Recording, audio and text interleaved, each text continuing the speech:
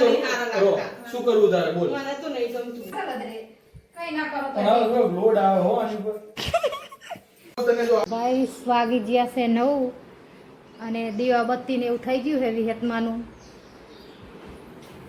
રવિવાર અને ચા બનાવી દીધો છે તે ચા ને એવું ખાય છે અને યુકણીમાંના દીવાબત્તી એ થઈ ગઈ અને આપણે જવી હવે રસોઈ તરફ. તો ભાત થઈ ગયા, જો ગાઈસ ઉગેલા ભાત થઈ ગયા.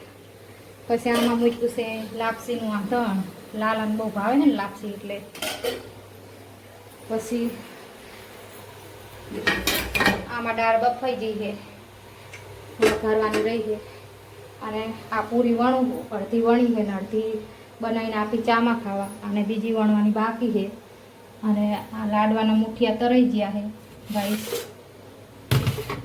પરસાદી રવિવારની ટોપરા પાકની પરસાદી હાલ કે રવિવાર આપણે રવિવાર જય માતાજી.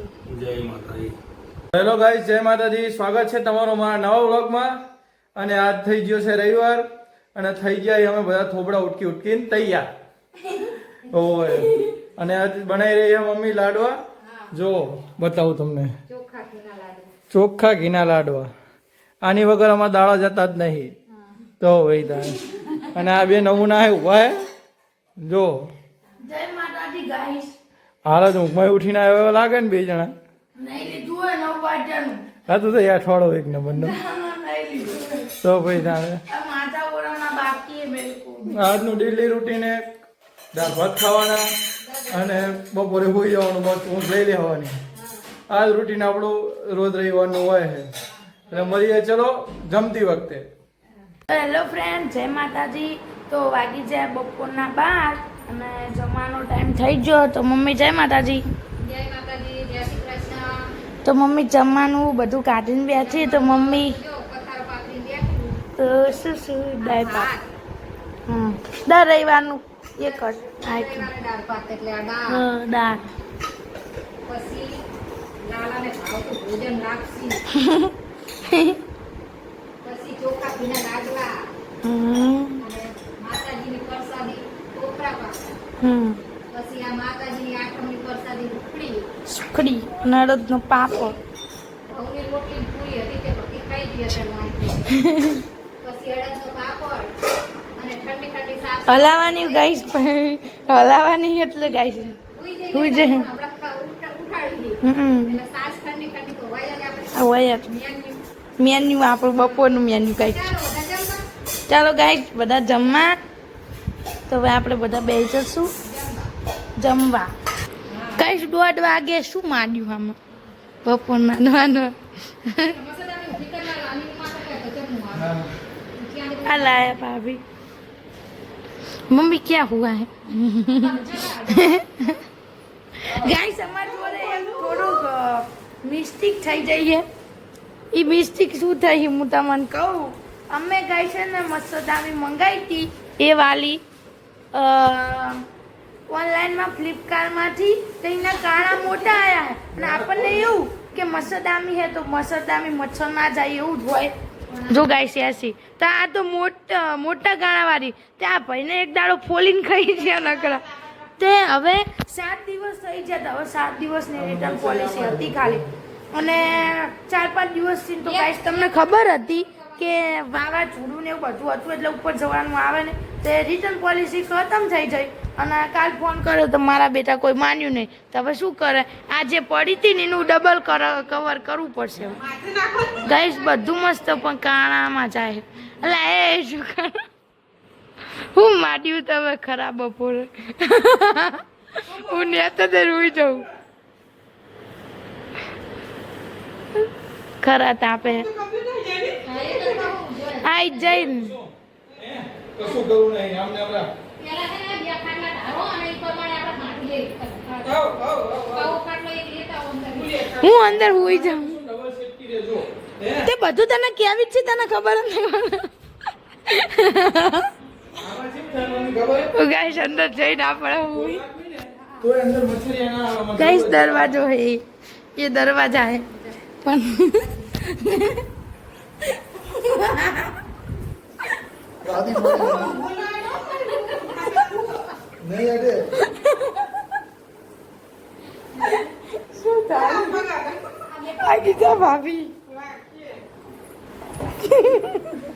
એ અંદર નથી જવું. તારી કૂતરું વધારે લે ચાલ લઈ જાય આઈશ ઊંઘ હારી આવે કઈ ના કરો પણ હવે થોડોક લોડ આવે હો આની ઉપર. તને જો આ આહા જેટલું લેવું તો આપણે લઈએ. गाइस इसका और इसका झगड़ा हो गया જો એ કુસુમ અહીંયા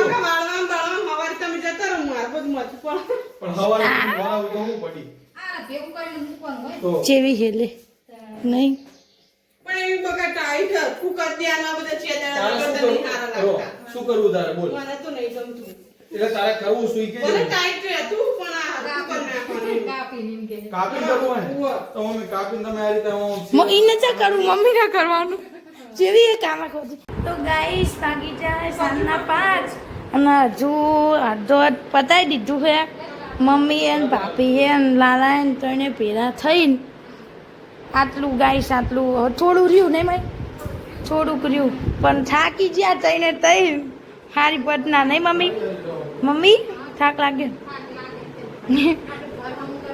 દીવાય નહીં લા આ એમ નહીં સારું કામ ઓલું બગડેલું સુધારવા જો ને એટલે આવું થાય અને સુધરેલું ઓલું કરવા દઉં ને તો अरे कहना क्या चाहते हो દઉં ને તો શું બોલી ખબર ના રહે મગજ હવે હા એટલે બહુ વાર લાગે નકરું બગડેલું ઓલું કરવાનું હોય ને તો કઈ ખરખું બોલવાથી પણ બોલાડવા તો ગાઈસ અડધું કશું કેવું નહીં અડધું હવે થોડુંક ઓલું રહ્યું અને આપણે તે બધા માટે નાસ્તો બનાવીને નાસ્તામાં તે મસ્ત મજાની વેજીટેબલ વાળી મેગી ગાઈસ મેગી બનાવું ગાઈસ બધા માટે એટલે લાઈટ બહુ ઓલું કરે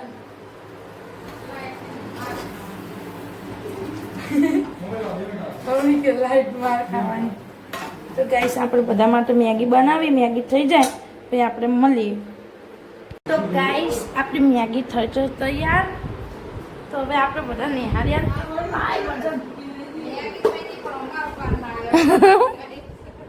તો ગાઈસ જો તમને बताऊं मेरी रेसिपी देखो गाइस कितनी बढ़िया बनी है ना जोरदार પેલું વાલા લાય તો મારું જોઈ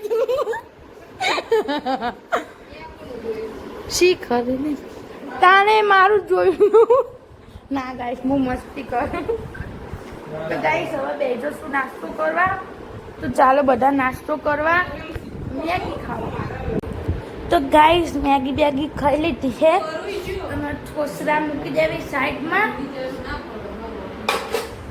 અને મમ્મી એમની આ થોડું જાજુ કામ કરે કામ હે એ કરે હે અને આપણે ત્યાં સુધી ગાઈસ 5:30 થઈ ગયા હે तो गाइस ત્યાં સુધી આપણે है ना पानी आया है ना देखो इसीलिए पानी भर देते फिर सब्जी बनाएंगे आज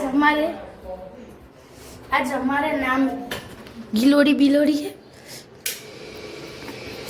तो गाइस मोटर चालू कर दी थी હવે આપણે ઉપર જોતા આવી ગાઈસ હવે આપણે જઈએ ધાબા પર પહેલા ટાંકી ચેક કરી લઈશું અને પછી આપણે રસોઈની તૈયારી ચાલુ કરશું દેખો ગાઈસ બાદલ આય બાદલ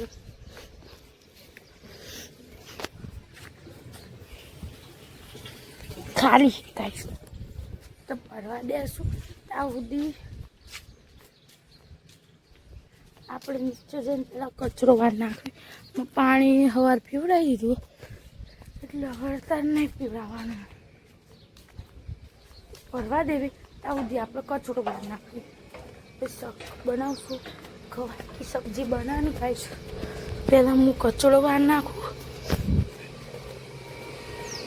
ત્યાં સુધી પાણી ભરી જશે તો ગાઈસ વાગી જ્યાં હાજના 6:30 અને આપણે બીજું બધું કામ બધું પતાવી દીધું હોય પાણી ભરી લીધું કમ્પ્લીટ કરી નાખ્યું અને હવે આપણે વઘારવી શાક તો આપણે બનાવી ગવાર બટેકાનું શાક તો આપણે બધું કમ્પ્લીટ કરી નાખ્યું અને લસણ બસણ કાપીને મૂકી દીધું અને કુકરે મૂકી દીધું તો હવે આપણે વઘાર નાખશું ગવાર બટેકાનું શાક અને કોણ અડધું આ થોડું ઓલું નહોતું થયું તો મમ્મી મને હાડીનું સેટિંગ કર્યું નહીં વાવી હજુ જેટલા 6:30 છે ગાઈસ તો હજુ મેં નહીં આવતો પણ કરીને રહેવાનું છે એટલે મેં કીધું હું કરું તમે આજ પતાવીને રહો લબાસા નહીં મમ્મી હું એવું તો કરું પણ ગાઈસ ઘરમાં રહેવાતું નહીં તો ગાઈસ આપણે મસ્ત વઘાર કરી દીધો છો ગાઈસ મસ્ત શાકનો વઘાર કરી દીધું છે અને હવે આપણે ઘડી કેમના હળવા દેવું પછી કુકર બંધ કરી દેવું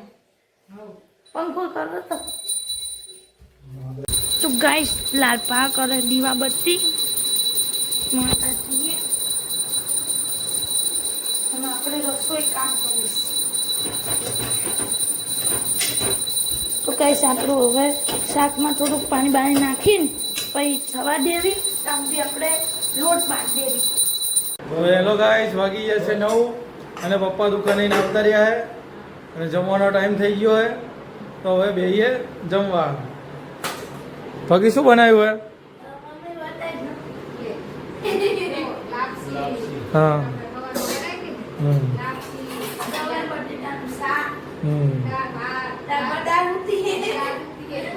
જગાડો રાત પડી હવે